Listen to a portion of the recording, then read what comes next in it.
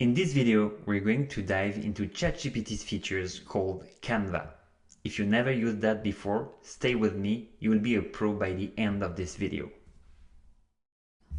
First of all, open ChatGPT. We're going to use a model called GPT-4o with Canvas enabled. This feature is only available on ChatGPT paid version.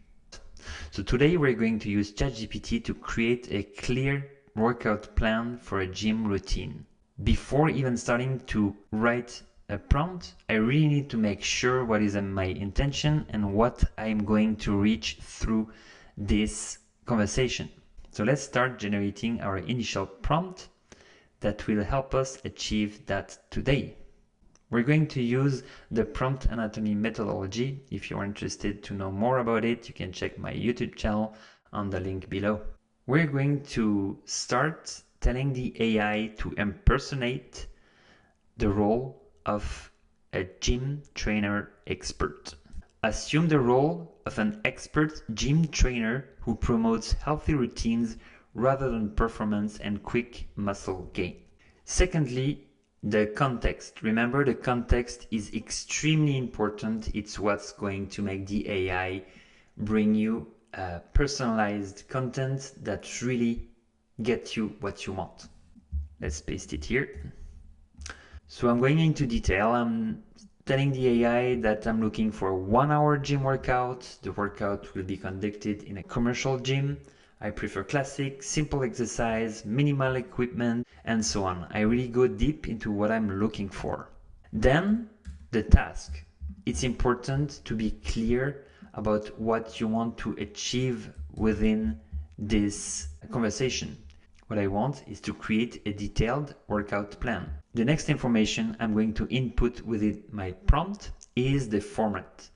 In this specific case, I really want to have a table that I will be able to print and take with me at the gym. So how do I want this table to look? Let's add this. So this is my task, then the format. In a form of a table with the following column. So I explain clearly the different column I will have. I will have the exercise name. I will have the equipment used. I will have the number of sets, the number of reps, the name of the muscle worked during the train out, and some place for notes. I also want to have one separate table for each day of workout. In that case, we will have 4 days. And finally, I'm going to add, as we're going to use Canvas mode, sometimes ChatGPT will just use it by default when he feels it's necessary, but sometimes he won't. So to make sure he's going to use it, add a sentence at the end, like this. Additionally, I like to see the result visually using Canvas mode.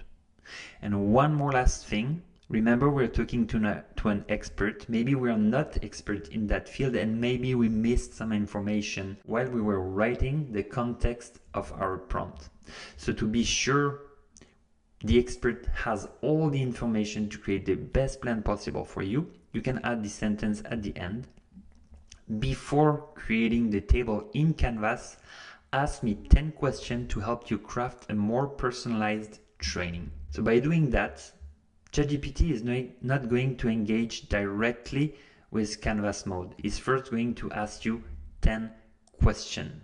And if I read the question, they're pretty relevant for my use case. What is your primary goal? So in my case, I want to lose weight. So of course, that's an important information that will craft the workout differently.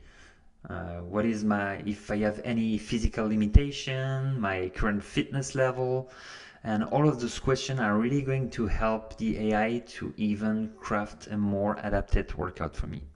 So the way you usually do that, you just put the number of the question and answer very easily. I'm going to paste here all the response. So 1, lose weight. 2, do you have any physical limitation? No, and so on. I have all the questions answered here. I send this to the AI. Now it's going to open the Canvas mode and create all the workout. So why Canva is interesting is because now you have the ability to work directly on the produced document. So let's say, as we can see, the workout for the day 1 is great. It looks like it could fit in a 1 hour workout like we asked. It's definitely upper body only, so it works different muscle from the upper part of the body. We have at the end the run, the cardio like we ask. Let's say we want to change the run and we want it to be more high intensity training. So change this into an HIIT workout.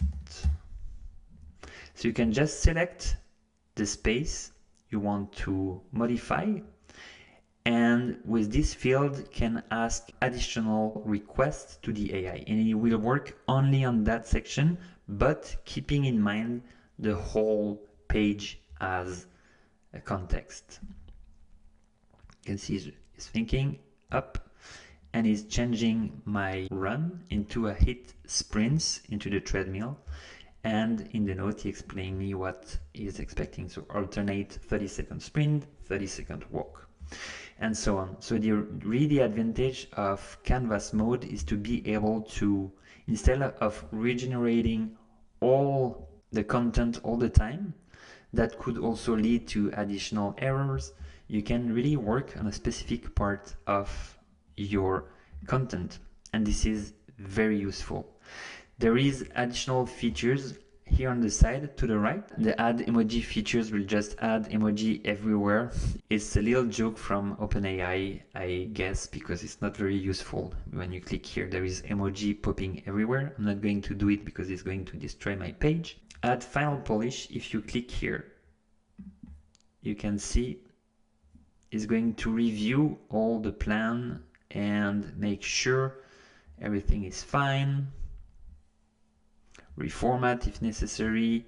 We're going to double check all the writing to maybe adjust some part of the text, unify everything. You see, remove the text that was at the end. If you're not satisfied with the result, you can still always click here and go back to the previous version. You can, when you know it's the version you want to restore, you can just click here, and voila, we're back to the version with the text at the bottom. And if we like it, we can just keep it like this. So you can also select text, erase some part. You can of course also add text, added text, and use it like a text editor. So you can do modification by yourself or ask the AI to edit it for you. Of course, on the side here, you are also the ability to chat and add comment, change the layout of this. I just do a text. And of course, it's going to edit and change the way the information is presented for in this case.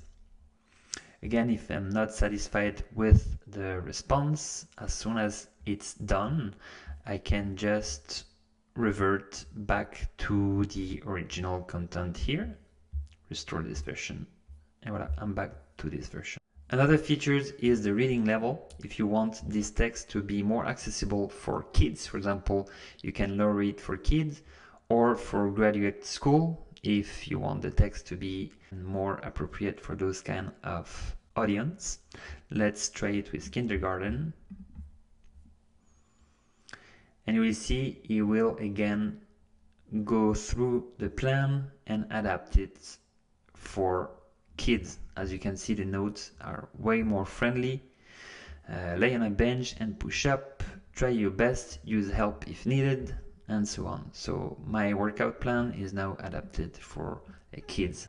So again, you can go back, restore the previous version, and the last features is the length. Again, in that case, it's not very relevant because the length for me is pretty good. It's a table, information are good, but let's say we make it shortest.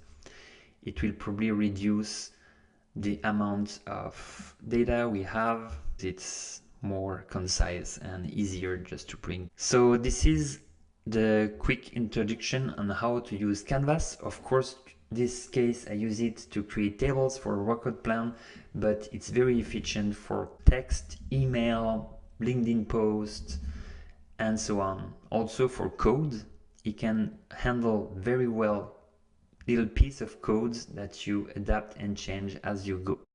I hope this quick introduction on how Canvas works and inspiration on how to create a workout with this tool helped you today. Looking forward for the next tutorial on ChatGPT or AI tools.